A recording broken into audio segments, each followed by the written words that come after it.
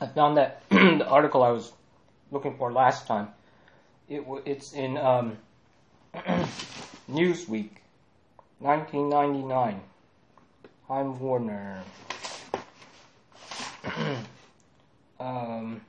6 billion and counting by Harold Musdinsky, Penn Valley, Pennsylvania. If we could shrink the world's population to a village of 100 people, maintaining all the existing ratios, the village would look like this. 57 Asians, 21 Europeans, 14 from the Western Hemisphere, North, Central, and South America, and 8 Africans. 70 of the 100 would be non-white. 70 would be non-Christian. 6 people would control 50% of the world's wealth, and all of them would be citizens of the U.S. 70 people would be unable to read. More than half would suffer from malnutrition, and 80 would live in substandard housing. Only 1 of the 100 would have attended college. College is a scam. I'm going to note. Some believe, and you don't need to be in college to succeed. Steve Jobs, Bill Gates, etc., etc. Some believe we do not inherit our land from ancestors but borrow it from our children. What we leave them will be determined by an increasing population and the calendar. Our failure to solve the population problem will no longer be a fault, it will be a judgment. Now, what I want to discuss today, besides probably false words, and a little bit more about the overpopulation bomb, and also about the EmDrive. Okay, here's overpopulation. Perhaps the greatest single factor in keeping the subcontinent poor is the rapidly expanding population. Let's talk about India. In 1976, 9 Indians had to be fed from the same amount of land that fed 5 one generation earlier, in 1947. India's government, like those of several other Asian countries, is making great efforts to persuade parents to limit their families to 2 children. Only by restricting the size of the population can poverty be reduced. Remember, we're trying to do that poverty initiative in 2030. You have to reduce the population. Like my last video, climate change. That professor, you have to solve the overpopulation problem to do climate change. And people, we have the initiative for climate change. Also, I believe by 2030. This is from the World Encyclopedia. This was back in 1974 or something. Here's a picture. Look at that. That's in somewhere in China. There's even more here. More people here. That's insane. This is from a National Geographic back in, I think, 1966, something like that. Look at this baby wash line.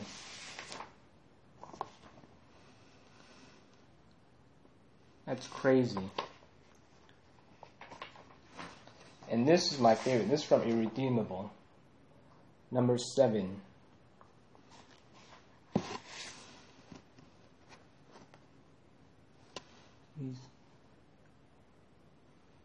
Peace. It says, I don't know exactly how long I was there. It couldn't have been more than 5 minutes, maybe 10. 10 minutes. Didn't I deserve for the first time in my life just 10 lousy minutes of silence? Oh, and just is the second most false word used, and I'm going to discuss that later. But anyway, this Superman-like character, and some spoilers follow. He had rescued somebody, and the person was giving him flack, basically for not doing a better job, because there was damage done to the boat.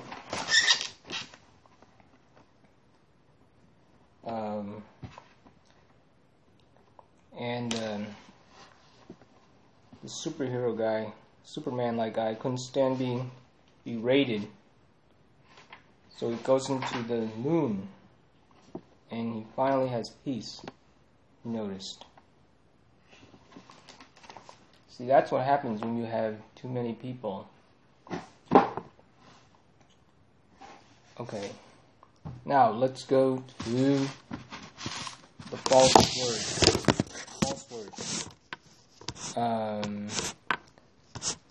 Actually, before the false words, let me go to the EmDrive thing. The EmDrive supposedly is warp drive. It's an We've had electromagnetic drives theories done before, since the beginning of the 20th century. But this one seems the most feasible. It's called EmDrive.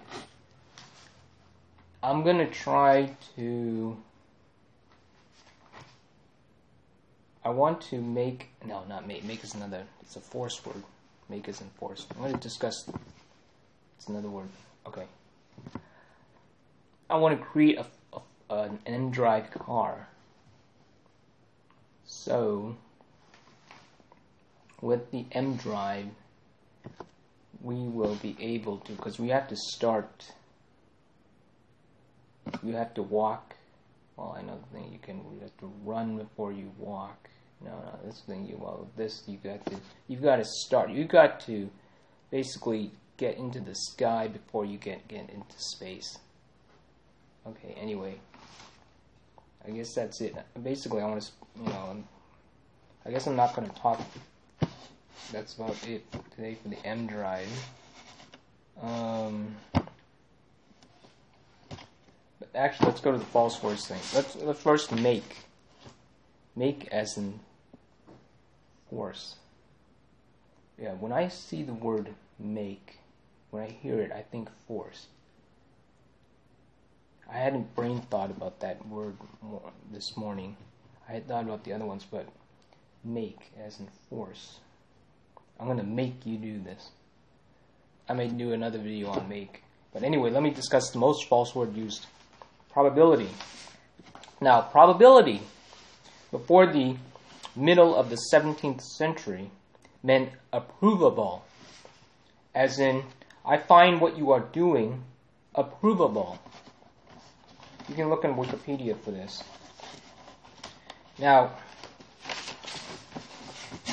actually, what is this? Yeah. So, a probable action or opinion was such that sensible people would undertake or hold in the circumstances. It's from the Latin probalis, meaning approvable. However, in around the middle of the 16th, before the middle of the 17th, right? Okay. So after the 17th century, some people wanted to figure out if they could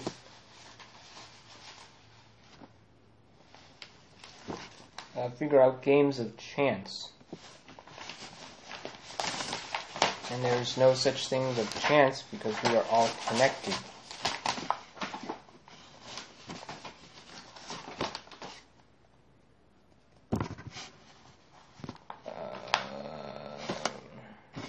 This is under history. Pause.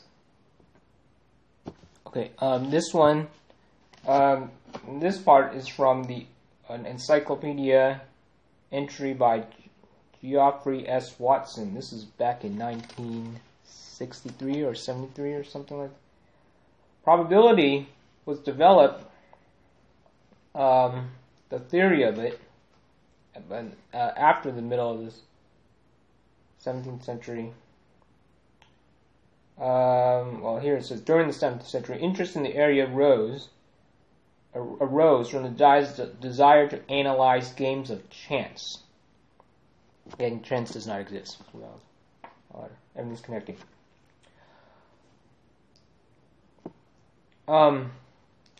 So, right when they developed these theories, that's when it started to change. And the college synonym for probability is likely. So when you say likely, you're saying probability.